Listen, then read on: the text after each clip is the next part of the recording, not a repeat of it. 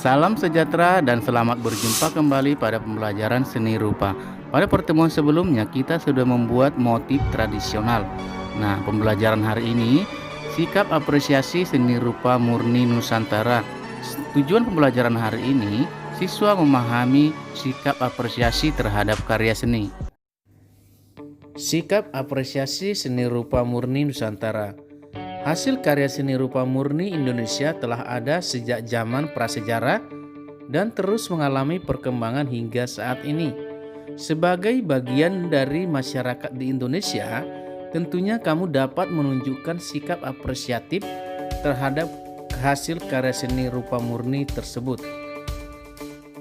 Sikap apresiatif dalam pembuatan karya seni rupa murni ataupun proses berkarya seni rupa yaitu sebagai aktivitas manusia dalam mengolah rasa yang muncul bersamaan dengan adanya kehidupan di muka bumi. Hasil karya seni sangat beragam, mulai dari bentuk yang sederhana sebagai awal lahirnya sebuah kebudayaan di zaman prasejarah hingga mencapai bentuk yang kompleks seperti zaman modern sekarang ini. Pertumbuhan seni rupa didasari oleh pandangan manusia yang dinamis dan konsep proses dan keahlian berkarya seni rupa sehingga menghasilkan beragam karya baik berupa gagasan, tema, bentuk ataupun bahan dan media yang dipakai. Proses yang panjang dan memakan waktu yang lama serta secara terus-menerus dalam berkarya akan menghasilkan sebuah identitas bagi si pencipta atau seniman dalam menemukan jati dirinya. Dalam ruang lingkup yang lebih luas, identitas itu akan memberikan pengaruh penting dalam pengakuan karya cipta seseorang. Hal itu akan berpengaruh pula pada keuntungan dari segi moral atau material, termasuk pada kebanggaan diri kelompok atau bangsa. Hasil karya tersebut akan mendapat pengakuan dari masyarakat, bangsa, bahkan dunia. Misalnya, lukisan Apandi yang banyak mendapat pengakuan dari masyarakat dunia. Untuk mendapatkan pengakuan dari dunia luar, maka seseorang seniman harus bekerja dengan sungguh-sungguh, dengan hati dan bekerja secara terus-menerus, memperbanyak praktek dan terus mengolah imajinasi. Nah, untuk mengetahui hal tersebut, maka kita dapat perhatikan skema berikut.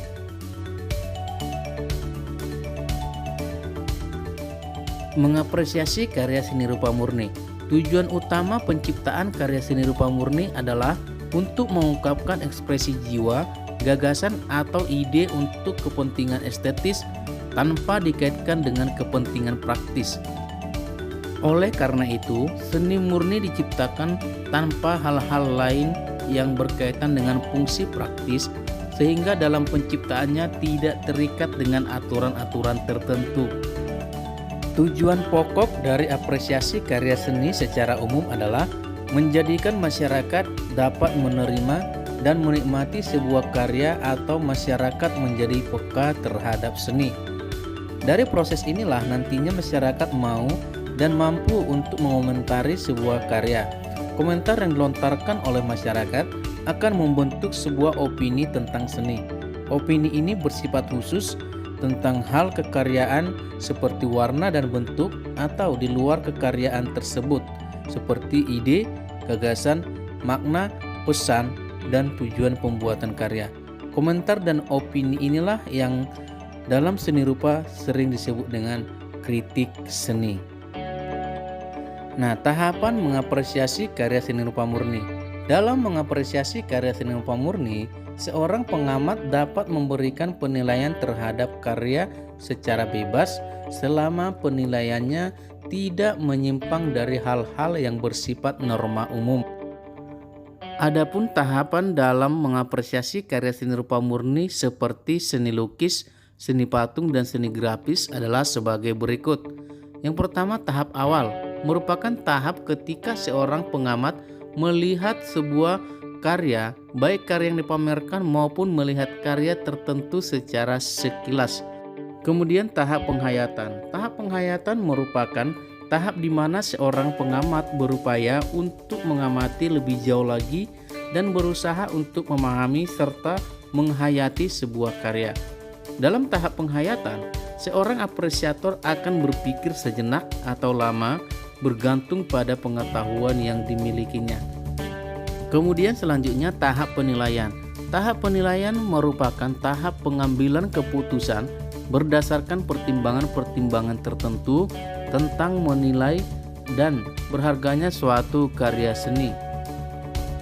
Nah, demikianlah pembelajaran kita hari ini. Sebagai kesimpulan ataupun rangkuman dari pembelajaran kita hari ini, pertumbuhan seni rupa didasari oleh pandangan manusia yang dinamis dalam konsep, proses, dan keahlian berkarya seni rupa sehingga menghasilkan beragam karya, baik berupa gagasan, tema, bentuk, bahan atau media yang dipakai, teknik serta prosedur dan praktek dan serta cara penggunaannya. Tujuan utama penciptaan karya seni rupa murni adalah untuk mengungkapkan ekspresi jiwa, gagasan, atau ide untuk kepentingan estetis tanpa dikaitkan dengan kepentingan praktis.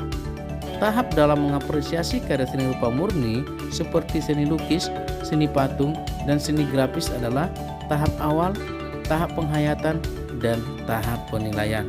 Nah, anak-anak silakan perhatikan bukunya halaman 177, pelatihan pelajaran 11. Kita kerjakan yang bagian A. Dan ingat, bagian konsultasi silakan dikumpulkan pada sesi berikutnya. Dan bagi yang memilih PJJ, maka kirimkan tugasnya sesuai waktu yang telah ditentukan. Nah, selamat berkarya dan tetap semangat.